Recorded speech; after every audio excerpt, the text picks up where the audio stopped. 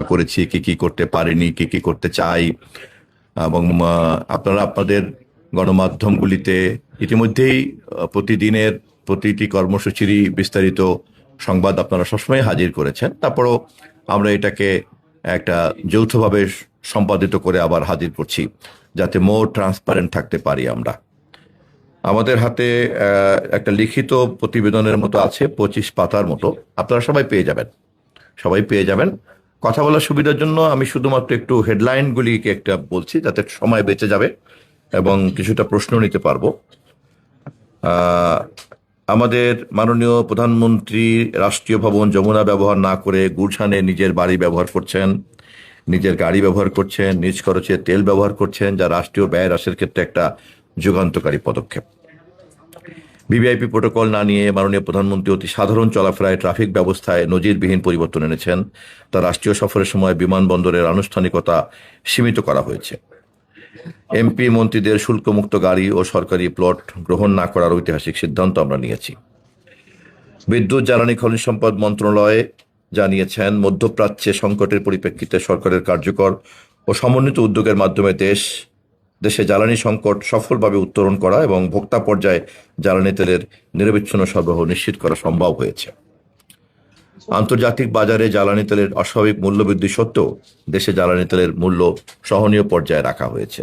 বর্তমানে জ্বালানি তেলের পর্যাপ্ত মজুদ রয়েছে। দেশের একমাত্র সরকারি তেল শোধনাগার ইস্টার্ন রিফাইনারি পিএলসির সক্ষমতা বাড়াতে এবং জ্বালানি নিরাপত্তা শক্তিশালী করতে দ্বিতীয় ইউনিট স্থাপনের পরিকল্পনা নিয়ে এগোচ্ছে সরকার। 2029 সালে দ্বিতীয় ইউনিটের পরীক্ষামূলক কাজ শুরু করা যাবে বলে আমরা আশা করছি।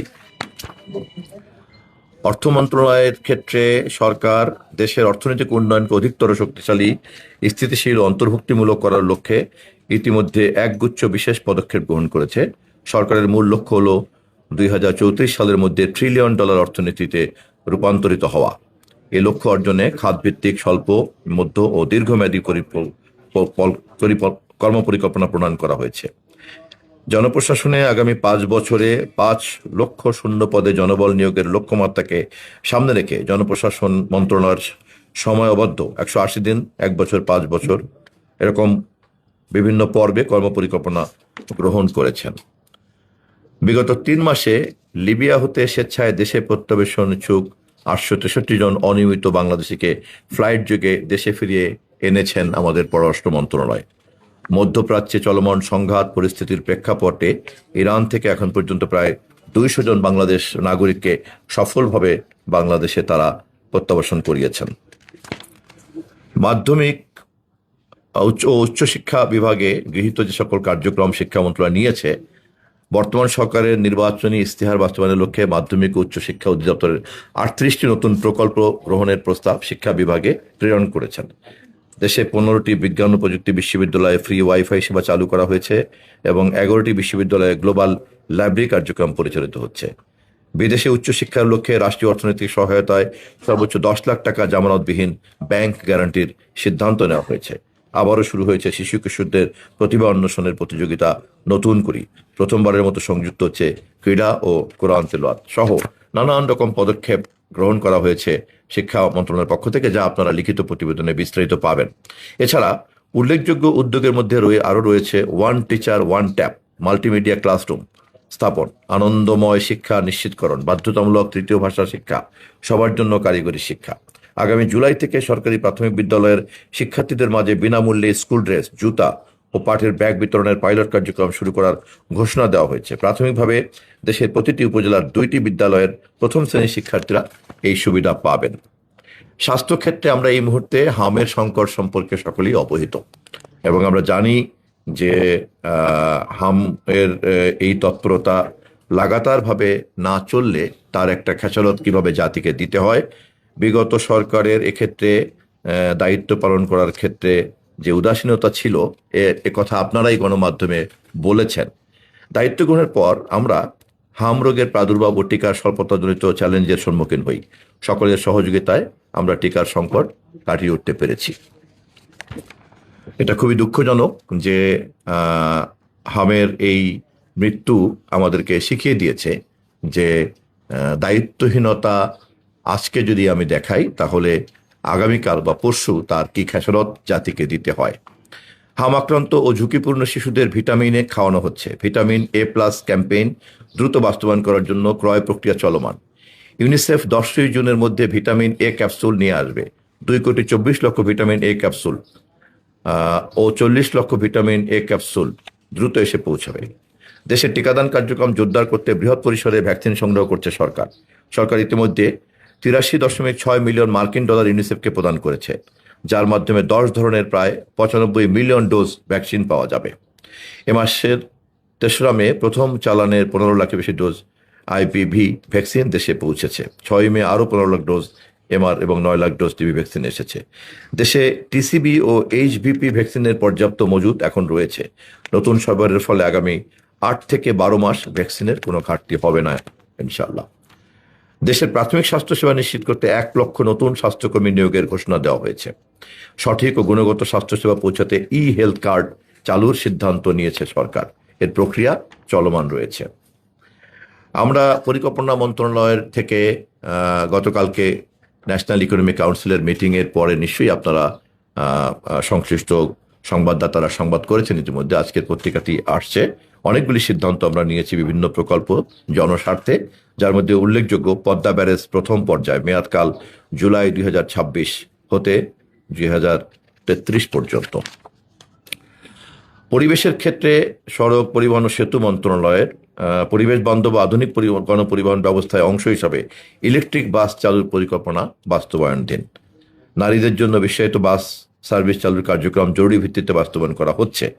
রাজধানীর বাস রুট রেশনালাইজেশন কার্যক্রমের অংশ হিসাবে ঢাকার বাস রুট সংখ্যা কমিয়ে সমন্বিত ও স্মার্ট ব্যবস্থাপনার আওতায় আনা হচ্ছে। কৃষি মন্ত্রণালয় সবচেয়ে আলোচিত মন্ত্রণালয়। আমরা নির্বাচনের সময় যে প্রতিশ্রুতি দিয়েছিলাম, আমাদের নেতা জনাব তারেক রহমান প্রধানমন্ত্রী হওয়ার আগেই যে প্রতিশ্রুতি দিয়েছিলেন, প্রধানমন্ত্রী হওয়ার পরে তিনি তার এই প্রতিশ্রুতি আমাদের সরকারের পক্ষ থেকে পাইলট প্রকল্প আকারে বাস্তবায়ন করেছেন। কৃষক কার্ড, কৃষি ঋণ মৌকুফ, খাল খনন কর্মসূচি, এই পদক্ষেপগুলি সম্পর্কে আপনারা আগেও বিস্তারিত জেনেছেন, এই প্রতিবেদনে আরও বিস্তারিত জানবেন। সরকার বাণিজ্য মন্ত্রণালয় থেকে রপ্তানিতে গতি ফেরানোর লক্ষ্যে প্রাচ্য, দূরপ্রাচ্য, ইউরোপ, আফ্রিকা ও মধ্যপ্রাচ্যের গুরুত্বপূর্ণ রাষ্ট্র, অর্থনৈতিক জোট ও অঞ্চলের সাথে দ্বিপাক্ষিক, বহুপাক্ষিক ও মাল্টিল্যাটারাল পর্যায়ে কৌশলগত ফ্রি ট্রেড এগ্রিমেন্ট এফটিএ গঠনে অগ্রাধিকার দিচ্ছে। বাংলাদেশ ব্যাংক কর্তৃক রপ্তানিমুখী শিল্প খাতকে নিম্ন সুদে প্রি শিপমেন্ট লোন সহায়তা প্রদানের লক্ষ্যে 5,000 কোটি টাকার একটি তহবিল গঠন করা হয়েছে। আগামী 1 বছরের মধ্যে দেশের সমস্ত স্থানীয় সরকার নির্বাচন সম্পন্ন করার পরিকল্পনা রয়েছে সরকারের। পরিবেশ, বন ও জলবায়ু পরিবর্তনের ক্ষেত্রে চলতি 2026 সালে সরকার 5 কোটি বৃক্ষ চারা রোপণের পরিকল্পনা করেছে। 26-27 অর্থ বছর হতে 30-31 অর্থ বছর পর্যন্ত এই কর্মসূচি বাস্তবায়নের লক্ষ্যে বৃক্ষরোপণ বিষয়ক জাতীয় সেলকে সহায়তা করার জন্য পরিবেশ, বন ও জলবায়ু পরিবর্তন মন্ত্রণালয় কর্তৃক একটা উন্নয়ন পরিকল্পনা প্রণয়ন করা হয়েছে। উৎপাদনমুখী বনায়ন ও নগর বনায়ন কার্যক্রমের আওতায় প্রায় 25 কোটি বৃক্ষ চারা রোপণ করার লক্ষ্যমাত্রা নির্ধারণ করা হয়েছে। শিল্প মন্ত্রণালয়, গৃহ গণপূর্ত মন্ত্রণালয়, এগুলির অনেক বিস্তারিত বর্ণনা যা আমাদের হাতে আসছে, আপনারা যা জানেন ইতিমধ্যেই, আমরা সংগঠিতভাবে আপনাদের সামনে লিখিতভাবে জানাচ্ছি, হাতে পেয়ে যাবেন আপনারা। আমি শুধুমাত্র হাইলাইটসগুলিকে একটু বলছি। ভূমি মন্ত্রণালয়ের উদ্যোগে ভূমি সেবা বিষয়ে জনসচেতনতা কার্যক্রমের অংশ হিসাবে ভূমি সেবা মেলা 2026 আজকের থেকে 21শে মে পর্যন্ত সারা দেশে একযোগে অনুষ্ঠিত শুরু হয়েছে। মাননীয় প্রধানমন্ত্রী আপনারা দেখেছেন আজকে সেটা উদ্বোধন করেছেন। আইন ও সংসদ বিষয়ক মন্ত্রণালয়ে সাংবিধানিক বাধ্যবাধকতা দেশের আইনি কাঠামোর ধারাবাহিকতা রক্ষায় অত্যন্ত স্বল্প সময়ের মধ্যে ত্রয়োদশ জাতীয় সংসদের প্রথম অধিবেশনে 133টি অধ্যাদেশ নিষ্পত্তির মাধ্যমে এক অনন্য নজির স্থাপন করেছেন গণতন্ত্র বিনির্মাণের কাজে। মৎস্য ও প্রাণী সম্পদ মন্ত্রণালয়ের বিস্তারিত বর্ণনা আর এখানে আমি হাইলাইটস দিলাম না। যুব ক্রীড়া মন্ত্রণালয়ের হাইলাইটস একটু জানিয়ে রাখছি। সকল খেলার জাতীয় দলের খেলোয়াড়দের পেশাগত স্বীকৃতি ও ক্রীড়া ভাতা কাঠামোর আওতায় আনানোর লক্ষ্যে এ পর্যন্ত সর্বমোট 300 জন ক্রীড়াবিদকে ক্রীড়া ভাতা এবং 325 জনকে ক্রীড়া কার্ড প্রদান করা হয়েছে। নতুন করে স্পোর্টস কর্মসূচির মাধ্যমে 12 থেকে 14 বছরের প্রতিভাবান ক্রীড়া শিক্ষার্থীদের বৃত্তি প্রদানের মাধ্যমে তাদের মনোবল বৃদ্ধি এবং একই সাথে প্রান্তিক পর্যায় থেকে ক্রীড়া প্রতিভা সম্পন্ন খেলোয়াড়দের খেলাধুলার সাথে সম্পৃক্ত করার লক্ষ্যে গত 2 মে 2026 তারিখে মাননীয় প্রধানমন্ত্রী জনাব তারেক রহমান সিলেট জেলা স্টেডিয়াম হতে দেশব্যাপী নতুন কোরিয়া স্পোর্টস 2026 কর্মসূচির শুভ উদ্বোধন করেছেন। বিমান মন্ত্রণালয় এবং পর্যটন মন্ত্রণালয়ের পক্ষ থেকে হাইলাইটসটা হচ্ছে বহুপাক্ষিক আলোচনা ও কর্মকৌশল ঠিক করে হযরত শাহজালাল আন্তর্জাতিক বিমানবন্দরের 3য় টার্মিনাল দ্রুত চালুর উদ্যোগ নেওয়া হয়েছে। 16 ডিসেম্বরকে সম্ভাব্য তারিখ হিসাবে বিবেচনায় রেখেই সকল প্রস্তুতি সম্পন্ন করার নির্দেশ দেওয়া হয়েছে। হযরত শাহজালাল আন্তর্জাতিক বিমানবন্দরে প্রায় 94,000 বর্গমিটার এলাকা জুড়ে ওয়াইফাই নেটওয়ার্ক বিস্তৃত। এর আওতায় রয়েছে terminal 1, 2, domestic terminal, VIP terminal এবং কার পার্কিং এলাকা। এই বিস্তৃত কাভারেজের ফলে বিমানবন্দরে প্রায় সব গুরুত্বপূর্ণ অংশই যাত্রীরা এখন বিনামূল্যে ইন্টারনেট সেবা গ্রহণ করতে পারছেন। পানি সম্পদ মন্ত্রণালয়ের হাইলাইটস হচ্ছে পদ্মা ব্যারেজ প্রকল্প। একনেক অনুমোদন করেছে 13 মে। প্রকল্পটি বাস্তবায়িত হলে রাজশাহী ও খুলনা 24টি জেলার নদী পারের মানুষ উপকৃত হবে। এই অঞ্চলে সুপেয় পানির সংকট কাটবে, পাশাপাশি কমবে লবণাক্ততা, ত্রাণ ফিরে পাবে মৃতপ্রায় নদীগুলি, কৃষি, মৎস্য ও পরিবেশের জন্য আসবে ইতিবাচক পরিবর্তন। 2026 জুন থেকে 2033 জুনের মধ্যে 33,474 কোটি টাকার এই প্রকল্পকে আমরা সম্পন্ন করতে পারব বলে আশাবাদী। আগামী 5 বছরে দেশে 20,000 কিলোমিটার নদী, নালা, খাল, জলাধার খনন ও পুনঃখনন কর্মসূচি আমরা হাতে নিয়েছি। 180 দিনে 1200 কিলোমিটার নদী, নালা, খাল, জলাধার খনন ও পুনঃখনন করার লক্ষ্যমাত্রা আমরা অর্জন করতে যাচ্ছি, যা প্রায় কাছাকাছি চলে এসেছি। সমাজ কল্যাণ মন্ত্রণালয় থেকে আপনাদেরকে অভিহিত করছি, বর্তমান সরকারের অন্যতম গুরুত্বপূর্ণ নির্বাচনী অঙ্গীকার ফ্যামিলি কার্ড খুবই আলোচিত এবং খুবই জনপ্রিয়। নারী প্রধান পরিবারের সামাজিক নিরাপত্তা জোরদারকরণ এবং সামাজিক কল্যাণ খাতে আগামী 4 বছরের মধ্যে পর্যায়ক্রমে 4 কোটি পরিবারকে ফ্যামিলি কার্ডের আওতায় নিয়ে আসার পরিকল্পনা সরকারের রয়েছে। মাননীয় প্রধানমন্ত্রী জনাব তারেক রহমান পাইলটিং এর পর্যায়ে গত 10 মার্চ 2026 তারিখে ঢাকায় ফ্যামিলি কার্ড বিতরণ কার্যক্রম উদ্বোধন করেছেন। ইতিমধ্যে 53,096টি পরিবারকে ফ্যামিলি কার্ড প্রদান করা হয়েছে। প্রতিটি কার্ডে আপনারা জানেন 2,500 টাকা করে তারা পাবেন। ধর্ম বিষয়ক মন্ত্রণালয়ের তেমন কোনো হাইলাইটস আমি এই মুহূর্তে উল্লেখ করছি না সময় বাঁচানোর জন্য। তবে উল্লেখযোগ্য হচ্ছে যে আমরা সম্মানী ভাতা দিচ্ছি মুয়াজ্জিনকে, মন্দিরের পুরোহিতকে, সেবায়েতকে, বৌদ্ধবিহারের অধ্যক্ষকে, উপাধ্যক্ষকে, যা ইতিমধ্যে আপনারা নিজেরাই সংবাদ আকারে জাতিকে জানিয়েছেন। শ্রম কর্মসংস্থান মন্ত্রণালয় গত প্রায় 18 বছরের মধ্যে প্রথমবারের মতো গত ঈদুল ফিতর উপলক্ষে কোনো শ্রমিককে হাহাকার করতে হয়নি। শ্রমিক, মালিক, সরকার অংশীজনের সঙ্গে সমন্বিত আলোচনার ভিত্তিতে এবং প্রয়োজন অনুযায়ী ব্যাংকিং সহায়তা প্রদান করে নিশ্চিত করা হয়েছে সব শিল্প কারখানার শ্রমিকদের ঈদের আগেই তাদের বেতন, বোনাস ও অন্যান্য সুবিধাদি পরিশোধ করা হয়েছে। দীর্ঘদিন পর আবারও খুলেছে মালয়েশিয়ার শ্রম বাজার। বিকল্প শ্রমবাজার খুঁজতে ইউরোপের 7টি দেশের সঙ্গে দ্বিপাক্ষিক চুক্তি স্বাক্ষরের উদ্যোগ গ্রহণ করেছে সরকার। দেশগুলি হল Serbia, Greece, north Macedonia, Romania, Portugal, Brazil এবং রাশিয়া। খাদ্য মন্ত্রণালয় খাদ্য বান্ধব কর্মসূচির আওতায় 55 লাখ পরিবারকে 6 বছরে 6 মাস 15 টাকা কেজি দরে মাসিক 30 কেজি চাল দেওয়া হচ্ছে। চলন্ত ট্রেনের যাত্রীদের জন্য ডাক, টেলিযোগাযোগ ও তথ্য প্রযুক্তি মন্ত্রণালয় থেকে ফ্রি ইন্টারনেট সুবিধা দেওয়ার উদ্যোগ নেওয়া হয়েছে এবং আশা করি আগামী 180 দিনের মধ্যে 2,336টি কারিগরি ও 8,232টি মাদ্রাসার শিক্ষা প্রতিষ্ঠানেই আমরা এই ফ্রি ওয়াইফাই এর সুবিধা পৌঁছে দিতে পারবে সরকার। খাদ্য বান্ধব কর্মসূচির আওতায় 55 লক্ষ পরিবারকে বছরে 6 মাস, ওটা বলেছি আমি না, বলেছি। পার্বত্য চট্টগ্রাম মন্ত্রণালয় বর্তমান গণতান্ত্রিক সরকারকে সম্প্রতি প্রতিমন্ত্রীর মর্যাদায় নৃগোষ্ঠী বিষয়ক একজন বিশেষ সহকারী নিয়োগ করা হয়েছে, যা আপনারা গণমাধ্যমে আপনারাই সংবাদ করেছেন। মুক্তিযুদ্ধ বিষয়ক মন্ত্রণালয় উন্নত চিকিৎসার জন্য আহত 152 জন জুলাই যোদ্ধাকে রাশিয়া, থাইল্যান্ড, সিঙ্গাপুর ও তুরস্কে পাঠানো হয়েছে। এর মধ্যে 92 জন চিকিৎসা সে দেশে ফিরেছেন এবং বর্তমানে 60 জন বিদেশে চিকিৎসাধীন রয়েছেন। চিকিৎসা অন্যান্য যাবতীয় খরচ মুক্তিযোদ্ধা বিষয়ক মন্ত্রণালয় বহন করেছে। আইন শৃঙ্খলা পরিস্থিতি নিয়ে স্বরাষ্ট্র মন্ত্রণালয়ের পক্ষ থেকে আমরা আপনাদেরকে জানাচ্ছি, তথ্য প্রযুক্তি ব্যবহার করে অপরাধ দমন, ট্রাফিক ব্যবস্থাপনা এবং নাগরিক সেবা ও সুরক্ষা জোরদার করতে ঢাকা মেট্রোপলিটন পুলিশ নিরলসভাবে কাজ করে যাচ্ছে। AI based road transport act violation detection system, এই সফটওয়্যারের মাধ্যমে ঢাকা মহানগরীর যানজট নিরসন ও ট্রাফিক ব্যবস্থাপনা আধুনিকায়নে ঢাকা মেট্রোপলিটন পুলিশ কর্তৃক বুদ্ধিমত্তা আর্টিফিশিয়াল ইন্টেলিজেন্স ব্যবহার করে ট্রাফিক আইন লঙ্ঘন শনাক্ত ও আইন প্রয়োগের উদ্দেশ্যে AI based road transport act violation detection system চালু করে 25টি সিগন্যাল পয়েন্টে স্থাপিত ক্যামেরা ব্যবহার করে যান চলাচলের মনিটর, ট্রাফিক আইন লঙ্ঘন শনাক্ত করে ই ট্রাফিক প্রসিকিউশনের মাধ্যমে মামলা দায়েরের কার্যক্রম শুরু করেছি। আমি এখানে আসার আগেই পার্বত্য চট্টগ্রামের একজন আমাদের বন্ধু জানিয়েছেন যে বাংলাদেশের ইতিহাসে একজন মাত্র মেজর জেনারেল হয়েছেন পার্বত্য অধিবাসীদের মধ্য থেকে, তা আমাদের মাতৃতুল্য নেত্রী মরহুম দেশনেত্রী বেগম খালেদা জিয়ার আমলেই সম্ভব হয়েছে। এ পর্যন্ত আর কোনো সরকারের আমলেই এই সম্মান তারা পাননি।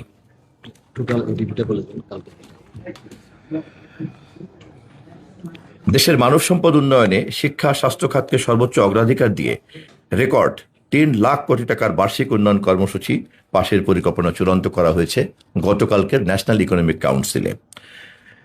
গণতন্ত্র ও আইনের শাসন পুনরুদ্ধার, সংসদীয় রাজনীতি, প্রাতিষ্ঠানিক সংস্কার, সুশাসন ও প্রশাসনিক স্থিতিশীলতা, কর্মসংস্থান বৃদ্ধি, সামাজিক নিরাপত্তা ও জনকল্যাণকে নিশ্চিত করা এবং জ্বালানি তেল পরিস্থিতিকে জনগণের নিরাপত্তার জন্য নিশ্চিত করার এই চ্যালেঞ্জগুলির মধ্যেই আমরা আমাদের 90 দিন অতিক্রম করেছি এবং আপনারাও আমাদের এই তৎপরতা মানুষের সামনে, জনগণের সামনে সঠিকভাবে তুলে ধরেছেন। সেই কারণে এই ভূমিকার জন্য আপনাদেরকে ধন্যবাদ জানিয়ে বক্তব্যের এই পর্ব শেষ করছি। আমার বক্তব্যের সঙ্গে যদি কোনো পয়েন্ট যুক্ত করতে হয় আমি অনুরোধ করব উপদেষ্টা, মাননীয় প্রধানমন্ত্রীর উপদেষ্টা মহোদয়কে এবং প্রধান তথ্য কর্মকর্তাকে। যেহেতু আপনারা লিখিতভাবে পেয়ে যাবেন সেই জন্য আর বিস্তারিত করলাম না, সময় বাঁচানোর জন্য আমি শুধু হাইলাইটস গুলিকে বললাম। এরপরে আমরা সামান্য কয়েকটা প্রশ্ন নিব, তারপরে আবার আরেকটা মিটিংয়ে যোগ দেব, অনুমতি নিয়ে রাখলাম। মাননীয় মন্ত্রী, আমার একটা ছোট্ট বিষয় হচ্ছে যে আমরা দেখেছি আমাদের সম্পাদক পরিষদ, আমাদের বয়োজ্যেষ্ঠ যারা আছে, প্রধানমন্ত্রীর সঙ্গে দেখা করে প্রধানমন্ত্রীকে ধন্যবাদ জানিয়েছেন। এই জন্য ধন্যবাদ জানিয়েছেন যে সরকার গণমাধ্যমের কোনো বিষয়ে হস্তক্ষেপ করেনি। নিশ্চয়ই আপনি সেখানে ছিলেন, তথ্য উপদেষ্টাও ছিলেন।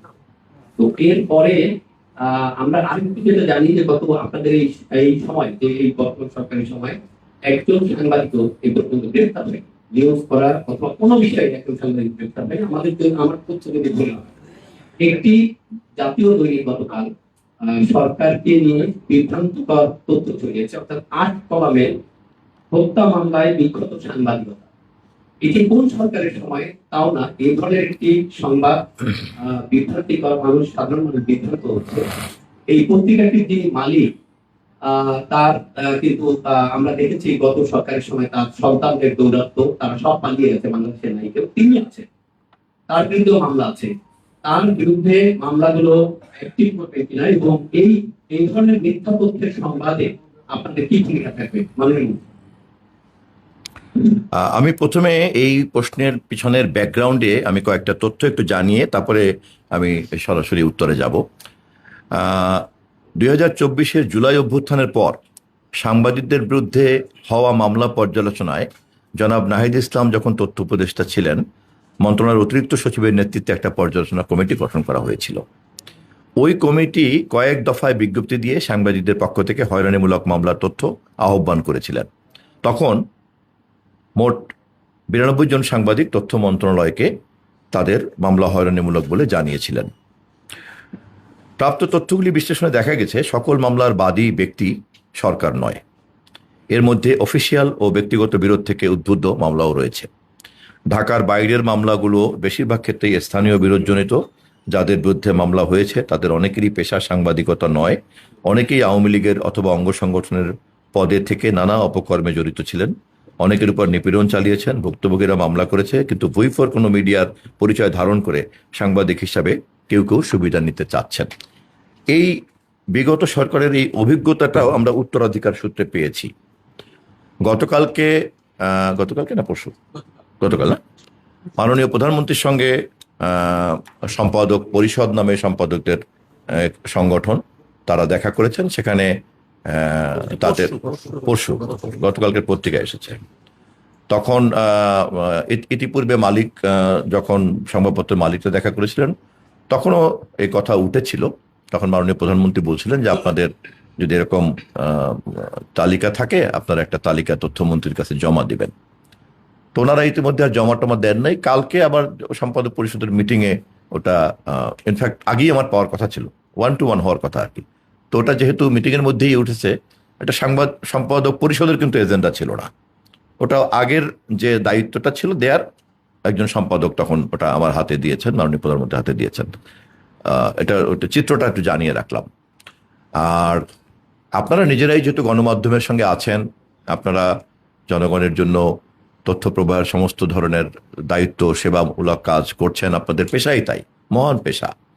এবং আপনাদের পেশায় একদিকে যেমন সংবাদপত্র শিল্পের মালিকদের দ্বারা আপনাদের চাকুরি নিয়ন্ত্রিত হয়, আবার অপরদিকে পাঠকরা আপনাদের কাজের মূল্যায়ন করেন।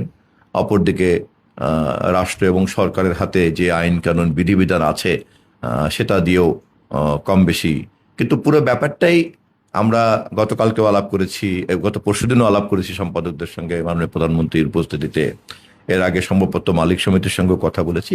আমরা সকলেই একমত যে গণমাধ্যম ব্যবস্থাপনার ক্ষেত্রে একটা অরাজকতা বিরাজ করছে, এবং সকল অংশীদাররাই একমত যে আমাদের সকলের সর্বসম্মতভাবে এখানে একটা গ্রহণযোগ্য একটা রেগুলেশন থাকা দরকার, নট নিয়ন্ত্রণ, রেগুলেশন, যেটা আমাদের সকলের স্বার্থকে সংরক্ষণ করবে। রাষ্ট্র সেখানে কেবলমাত্র একটা সেবা দানকারী এবং সেবা গ্রহণকারী প্রতিষ্ঠান হিসাবে অংশীদার হবে অন্যান্যদের মতো, এবং রাষ্ট্রসহ সকল অংশীদারদের সেবাটা নিশ্চিত করার জন্য এবং একটা ইউনিফর্ম রেগুলেশনের মধ্যে রাখার জন্য আমরা একটা মিডিয়া কমিশন গঠন করতে প্রতিশ্রুতি ঘোষণা করেছি। আমাদের প্রধানমন্ত্রী জনাব তারেক রহমান আমাদের নির্বাচনী ইস্তেহারে এবং আমাদের তৎপূর্বে আমাদের 31 দফার যে রাষ্ট্র মেরামতের কর্মসূচি, সেখানে আমরা সুদৃঢ়ভাবে এটা বলেছি। আমরা এখনো সেই লক্ষ্যে ধাবিত হতে চাই। অগ্রগতি হচ্ছে এই যে সকল অংশীদাররাই আমাদের এই লক্ষ্যের সঙ্গে এখন একই যাত্রায়, যৌথ যাত্রার মধ্যে আছে। আশা করি মাননীয় প্রধানমন্ত্রীর গত পরশুদিনের নির্দেশে জুন মাসের মধ্যেই আমরা একটা পরামর্শ কমিটি গঠন করে একটা খসড়া প্রস্তাব সরকারের কাছে গণমাধ্যম কমিশন গঠন করার লক্ষ্যে আমরা হাজির করব। ইতিমধ্যেই প্রেস কাউন্সিলকে আরো কি করে কার্যকরী করা যায় সে বিষয়ে আমরা চেষ্টা করব, কারণ প্রেস কাউন্সিলের যে বিদ্যমান আইন কানুন বিধিমালা এবং তার যে কাঠামো, এটাকে এইভাবে নিষ্ক্রিয় না রেখে সেটাও আমরা সকলে মিলে একমত পোষণ করেছি, সকল অংশীদাররাই। আশা করি জুলাই মাসের দিকে আমরা আমাদের সকলের গ্রহণযোগ্য সম্মিলিত একটা প্রস্তাবনা মাননীয় প্রধানমন্ত্রী সহ সরকারের কাছে উপস্থাপন করতে পারবো। এই বিষয়গুলি যেহেতু একটা প্রক্রিয়ার মধ্যে আছে, সেই কারণে আমি আর বিচ্ছিন্ন বিক্ষিপ্ত কোনো মন্তব্য করতে চাচ্ছি না। আপনারাও এই জগতেরই অংশীদার, আপনারাও সাংবাদিক, মালিক পক্ষ এই জগতের একটা অংশীদার। আপনার যারা ইভেন প্রেসে কাজ করে, কর্মচারী, সংবাদপত্র শিল্পের সঙ্গে জড়িত, তারাও স্টেক হোল্ডার, তারাও আমাদের সঙ্গে কথা বলেছেন, তাদের অ্যাসোসিয়েশন নিয়ে কথা বলেছেন। আর সরকার তো একদিকে যেমন সম্প্রচার বিভাগ আছে, সে কারণে আমি stakeholder. On the other hand রাষ্ট্রের পক্ষ থেকে এই সমস্ত বিষয়গুলিকে ব্যবস্থাপনা করার দায়িত্ব, জনগণকে সেবা দেওয়ার দায়িত্ব, তা তো নির্বাচিতভাবে আমাদের হাতেই আছে। ফলে দীর্ঘদিনের একটা অমীমাংসিত কাজ যেহেতু একটা মীমাংসাপূর্ণভাবে এগোতে শুরু করেছে, আপনারাও যেহেতু এটার একটা বড় অংশীদার, ফলে আমি বরঞ্চ এই বিষয়ে আপাতত মন্তব্য না করাটাকেই সমীচীন মনে করছি। একজন বলবেন, একজন আচ্ছা, একটু উনি বলুক, একটু আপনি বলেন। মাননীয় মন্ত্রী, আপনাদের একটা প্রশংসনীয় উদ্যোগ এই 3 মাসের মধ্যে যে পদ্মা ব্যারেজ করতে যাচ্ছে। আমার প্রশ্ন হলো, বর্তমানে তিস্তা ব্যারেজের মহাপরিকল্পনা যে নেওয়া হয়েছে সেটা সর্বশেষ কি অবস্থা? এই যেমনটা একটু দিই।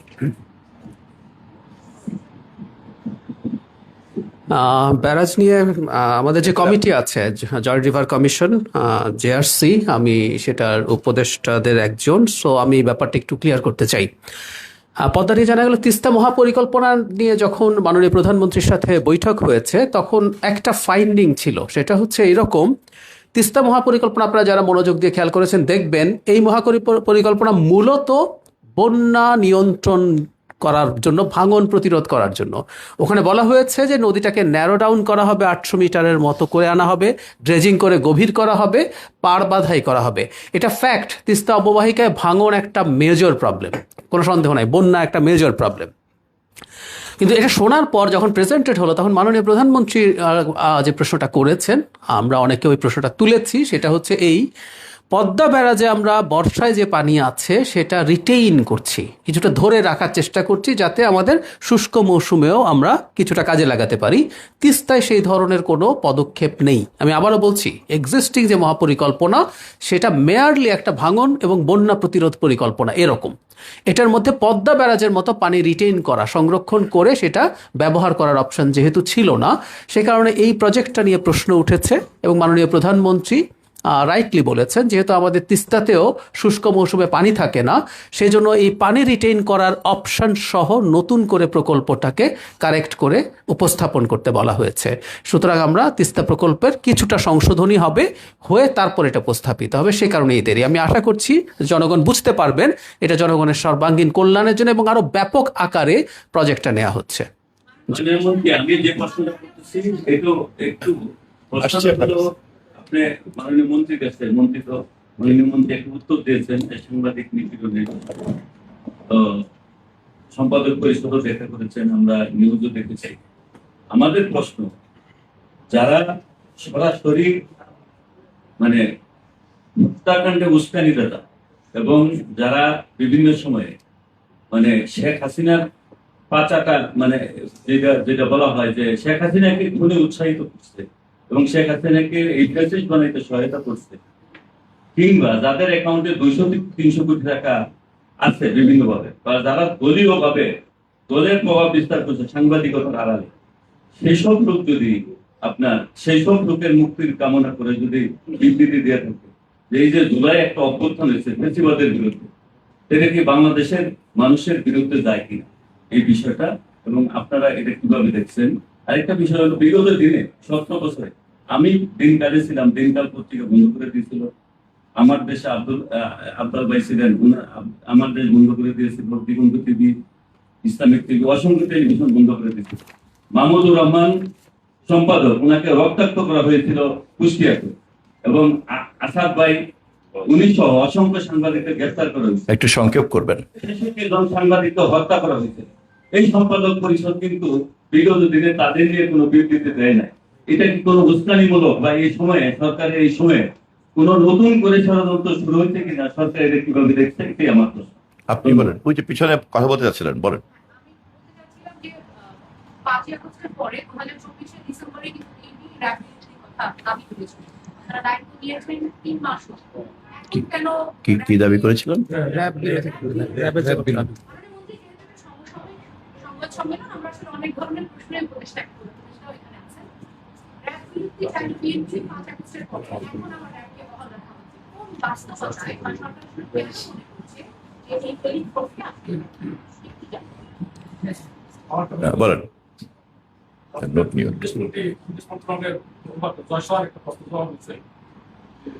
শেখ হাসিনাকে ঠিকই সবকিছু বিবেচনা করছেন এবং দেখছেন কত টাকা থাকবে পারলে কলকাতা।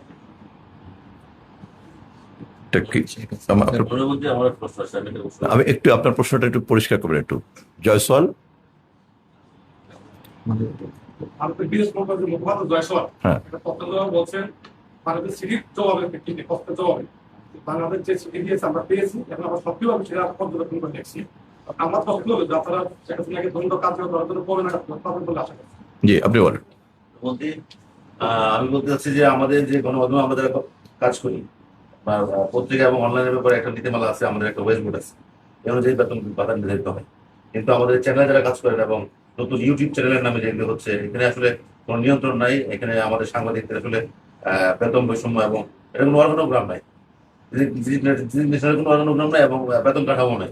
তো এই বিষয়টা আসলে আমরা খুবই বৈষম্য শিকার হচ্ছে। এখানে আপনাদের কোনো উদ্যোগ আছে কিনা এরকম কমিশন করে বা? আমি বুঝেছি, আমি প্রশ্নটা পেয়েছি। আমার প্রশ্ন যে সংবাদ পরিষদ রিপিট করার দরকার নেই, তাহলে এটা পেয়ে গেছি আমি। আমারও একই প্রশ্ন, এটা প্রশ্নের যে মেদ দরকার নেই। প্রশ্নটাকে আপনি সাবস্টেন্সটা বলবেন, তাহলে আমাদের বুঝতে সুবিধা হবে। আমার মনে হয় কভার হয়ে গেছে, এটাই তো এরিয়া। আমরা গত বছর ইন্টারিম গভর্নমেন্টের সময় শুনছিলাম যে গত জুলাইতে ইলেকট্রিক বাস আসার কথা ছিল বাংলাদেশে। এখন আবার আপনি বললেন যে শিগগিরই আসবে, আসলে কতদিন নাগাদ আসতে পারে বাস? বলেন।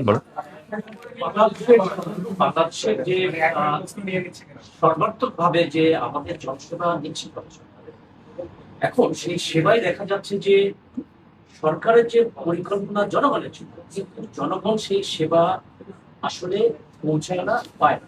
তার মূল প্রবলেমটা হলো প্রশাসনের ভিতরে যে ফ্যাসিস্টরা নিয়োজিত হয়েছে জেলা প্রশাসনগুলোতে, উপজেলা প্রশাসনগুলোতে, তারা সত্যিকার অর্থে যেহেতু ফ্যাসিস্ট আমাদের, সেহেতু তারা এখানে বাধাগ্রস্ত করছে সরকারের সকল পরিকল্পনাগুলো। এখন এই ক্ষেত্রে ঠেলে সাজানোর জন্য এদেরকে বরখাস্ত বা এদেরকে ওখান থেকে স্থানান্তরিত করে অন্য জায়গায় দিয়ে সেবা নিশ্চিত করার এরকম একটা পরিকল্পনা আছে কিনা বা উদ্যোগ। ধন্যবাদ। আমরা এবারে উত্তরে চলে যাচ্ছি। এরপরে যদি দেখা যায় যে কোনো বাড়তি সাপ্লিমেন্ট কোশ্চেন থাকে তখন আবার আসবো। আমি যে এই প্রশ্নগুলির মধ্যে যেটা আমাদের উপদেষ্টা সাহেবের সঙ্গে সংশ্লিষ্ট, কারণ একটা জিনিস কিন্তু খুব পরিষ্কার করে রাখি, তথ্য মন্ত্রণালয় কিন্তু প্রতিটি প্রশ্নের সঙ্গে সংশ্লিষ্ট মন্ত্রণালয়ের কেবলমাত্র বক্তব্যকে প্রতিনিধিত্ব করে। তথ্য মন্ত্রণালয় কিন্তু কোনো তথ্য উৎপাদন করে না। আপনারা যে তথ্য জানতে চান খুব পরিষ্কার, কিন্তু আমরা ভেরি অনেস্ট, এবং we are not so capable যে কোনো মন্ত্রণালয়ের সংশ্লিষ্ট কোনো তথ্য বা কর্ম বিস্তৃতির পরিসংখ্যান ওটি কিন্তু আমরা কেবলমাত্র ওনারা দেওয়ার পরে আমরা দিতে পারি। তো আমাদের যা হাতে আসে তাই আমরা দিব। আর যেহেতু যার যেরকম সংশ্লিষ্টতা আছে সেটুকু তো বলাই যাবে। তা আমি তথ্য উপদেষ্টাকে বলছি যে তার যা সংশ্লিষ্ট প্রশ্নগুলির উত্তর উনি দিচ্ছেন। র্যাব নিয়ে একটু কথা আমি বলতে চাই। গতকাল র্যাবের প্রতিষ্ঠা বার্ষিকী ছিল এবং ঘটনাচক্রে আমি সেখানে উপস্থিত ছিলাম। র্যাব বিলুপ্তি নিয়ে যেটা বলা হয়েছে, যে দাবি হয়েছিল, এখনো এক অর্থে র্যাব আগের মতো করে থাকছে না।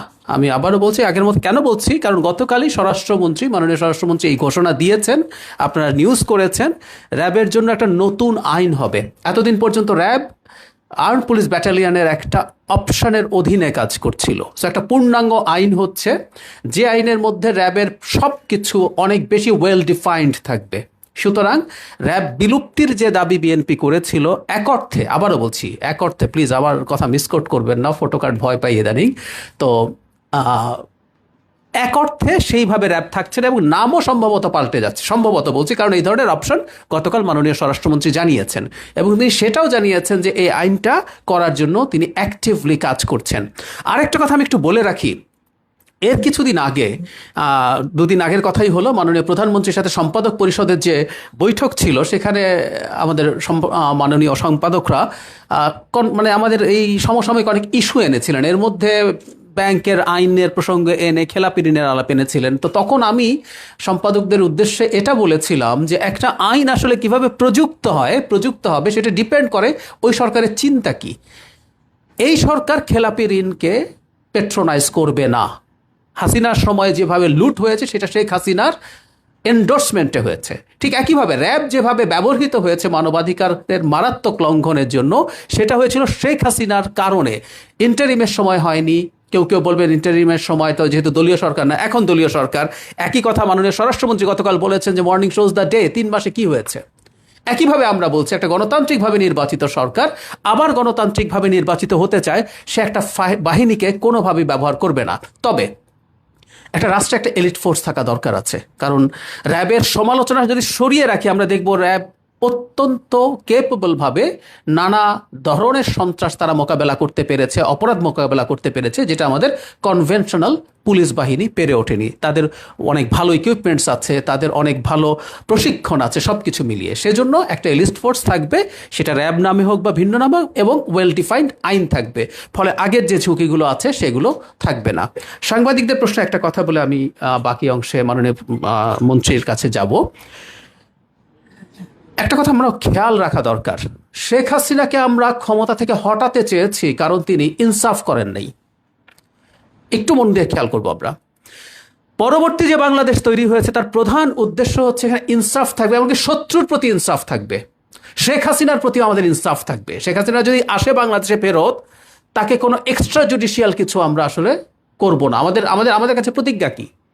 আমরা জুডিশিয়ালি করবো। ওনার বিচার হয়েছে, ওনাকে ডিফেন্ড করতে আবার দেওয়া হবে, তাতে তার মৃত্যুদণ্ডাদেশ যদি তিনি মুক্তি পান, টেকনিক্যালি বলছি, সেটা আমরা মানবো। আর যদি না হয় সেটা কার্যকর হবে।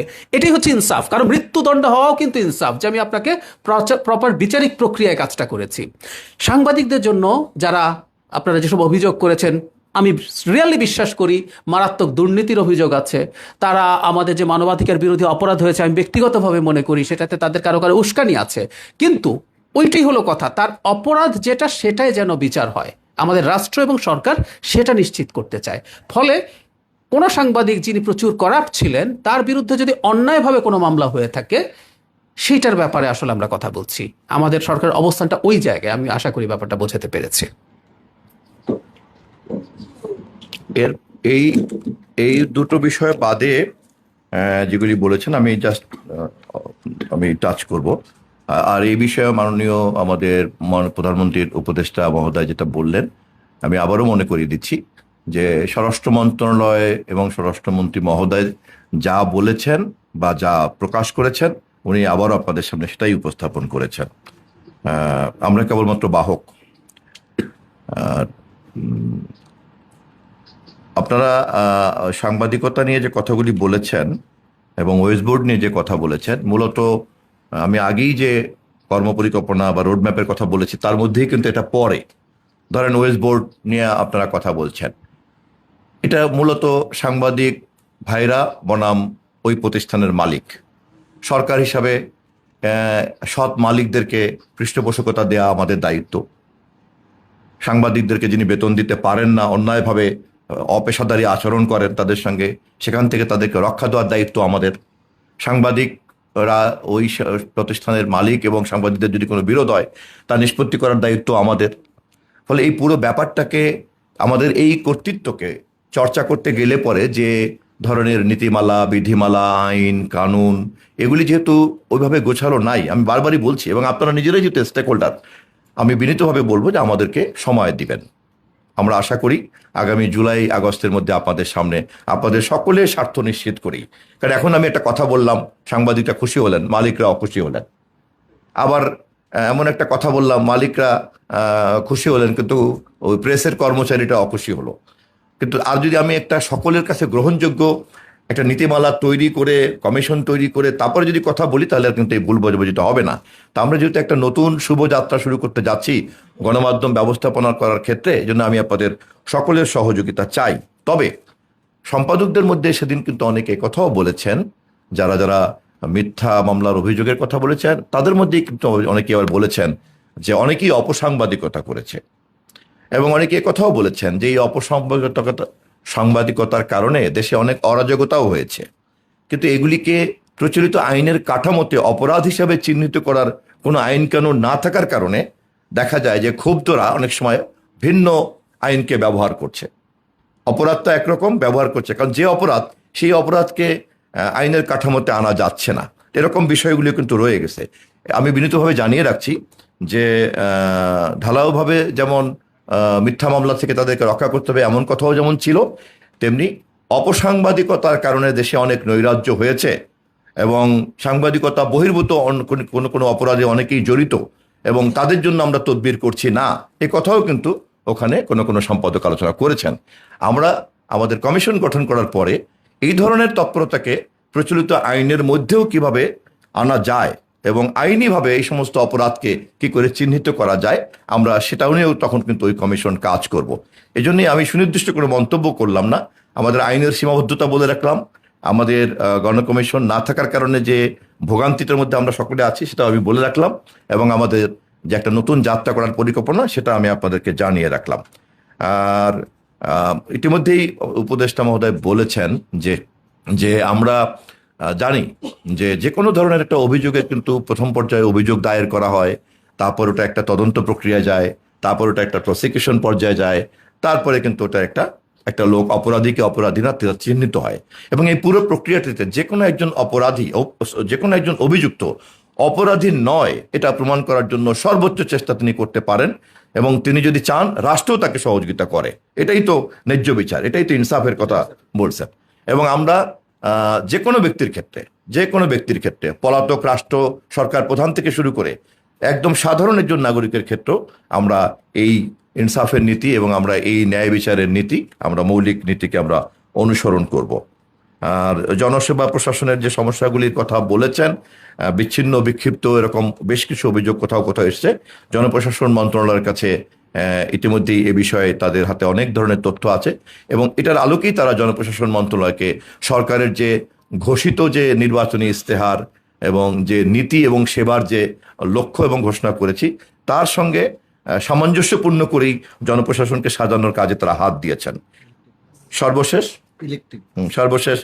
ইলেকট্রিক বাস নীতিগতভাবে আমরা ইতিমধ্যেই সিদ্ধান্ত নিয়েছে সরকারের মন্ত্রিপরিষদ যে আমরা ইলেকট্রিক বাসকে উৎসাহিত করব এবং এতটাই উৎসাহিত করব যে শিক্ষা প্রতিষ্ঠানগুলির এক্ষেত্রে কি করে তাদেরকে বিনা করে ডিউটিতে তারা এটা ব্যবহার করেন। একটা বাস যদি একটা শিক্ষা প্রতিষ্ঠান আনে সেখানে 50 জন ব্যবহার করবে, 50টা গাড়িতে কিন্তু ওই বাচ্চার অভিভাবকরা স্কুলে যায়। তো এই জন্য আমরা প্রথম পর্বে এই ধরনের উৎসাহ দেওয়ার জন্য যে পাবলিক ট্রান্সপোর্ট যেগুলি আছে ওটার একটা সংজ্ঞা নির্ধারণ করা হবে যে কত সিটের ঊর্ধ্বে হলে পরে ম্যাক্সিমাম হলে পরে সেটাকে আমরা একটা ডিউটি ফ্রি আনা যেতে পারে, তাহলে উৎসাহিত হবে, তখন আমরা পাবলিক ট্রান্সপোর্টের সংখ্যা দিনকে দিন বাড়াতে পারবো। তো মোটামুটি কথা হচ্ছে ইলেকট্রিক বাসের ক্ষেত্রে যে এটা শুধু নীতিগত সিদ্ধান্তই নয়, এটা একেবারে বাস্তবায়ন করার মতো কাজেও আমরা হাত দিয়ে ফেলছি। আমি আজকের মতো আপনাদের কাছ থেকে বিদায় নেব। আবার জি, আগের সরকারের সময় অপসাংবাদিকতা হয়েছে, অফকোর্স, কিন্তু সেটা অবশ্যই রাষ্ট্রের সহযোগিতা, রাষ্ট্র যারা রাষ্ট্র প্রধান ছিলেন, রাষ্ট্রের তাদের যে সহায়তা হয়েছে। এখন আপনার সরকারের সময় যদি এমন কেউ অপসাংবাদিকতা করতে চায়, সেইটা রাষ্ট্র আপনারা সেই অপসাংবাদিকতাকে কতটা আশ্রয় দিল নাকি সেটাকে আপনারা অপোজ করেন? এটার সঙ্গে একটু সংযুক্তি। আপনি বলেছেন যে অপসাংবাদিকতা করে যারা এই পেশাকে দূষিত করেছে বিগত সময়ে, আবার দেখি যে সরকারি কর্মকর্তারা যদি অপকর্ম করে তাহলে তাদের বিরুদ্ধে ব্যবস্থা নেওয়া হয়, এমনকি তাদেরকে কারণ দর্শানো হয়, চাকরিচ্যুত করা হয়। সেক্ষেত্রে যারা অপসাংবাদিকতা করে বিগত সময়ে সাংবাদিকতা পেশাকে দূষিত করেছে তাদেরকে কি এই পেশা থেকে চিরতরে বহিষ্কারের কোনো আপনাদের আছে? আমার মনে হয়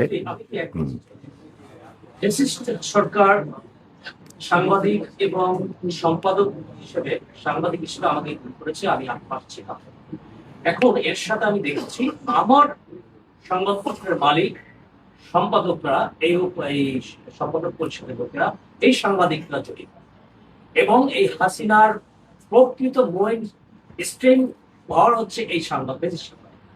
তো এদেরকে আইনের কাঠামোর ভিতরে নিয়ে আসার জন্য খুব দ্রুত আইন করা দরকার, যাতে খুব তাড়াতাড়ি এদেরকে আইনের। আমার মনে হয় আপনারা মন্তব্য করছেন, প্রশ্ন করছেন না। আমি চাই আপনারা যারা মন্তব্য করতে চান আপনাদের সকলের জন্য চায়ের নিমন্ত্রণ থাকলো, আর প্রশ্নের উত্তরটা দিচ্ছি আমি, আমার কাজ আছে তো একটু। আর্থিক প্রতিষ্ঠানগুলোতে প্রতিষ্ঠানিকের মধ্যে স্যালারির একটা বাধ্যবাধকতা রয়েছে, যেহেতু সাংবাদিকতা একটা বড় পরিসর, বড় ইন্ডাস্ট্রিয়াল হয়ে গেছে। সেক্ষেত্রে আপনাদের যে নীতি নির্ধারণের যে বিষয়টা বলছেন, সেখানে কি সাংবাদিকদের জন্য স্যালারির একটা এরকম ডেট নির্ধারণ করে দিবেন কিনা? যে প্রতিষ্ঠান 3 মাস বা 2 মাস সাংবাদিকদের বেতন দিতে পারবে না, তাদের বিরুদ্ধে আপনাদের কোনো অ্যাকশন থাকবে কিনা সেটা আমি শেষবারের মতো রেসপন্ড করছি এবং অবশ্যই এরপর আবার যখন আসবো তখন আরো অনেক সময় নিয়ে আপনাদের সঙ্গে রেসপন্ড করব। শেষের দিকে যে প্রশ্নগুলি এসছে এগুলি সবই কিন্তু গণমাধ্যম কমিশন গঠন করার ক্ষেত্রে যে পরিকল্পনার কথা আমি বলেছি তার মধ্যে পড়ে, এবং আপনারা সকলে আমার যে সকল সহযোগিতা করার যে আহ্বান আমি রেখেছি এই কাজে, সাংবাদিক হিসেবে আপনারা সকলে কিন্তু মৌনতার মধ্য দিয়ে একটা সম্মতি দিয়েছেন। তো ফলে আমি ধরে নিচ্ছি যে আমাদের সেই পরিকল্পনার বাস্তবায়ন করার মধ্যেই আপনাদের প্রত্যেকের প্রশ্নের শুধু উত্তরই থাকবে না, এই প্রশ্নের কার্যকরী সমাধান থাকবে। একটা কথা আমি আপনাদেরকে আবারও বলছি, সম্পাদক পরিষদের বৈঠকে যে মিথ্যা মামলার দায়েরকৃত সাংবাদিকদের মুক্তির কথা যেমন এসছে, অপসাংবাদিকতার কথাও এসছে, এটা যেমন আপনাদেরকে জানিয়ে রাখলাম।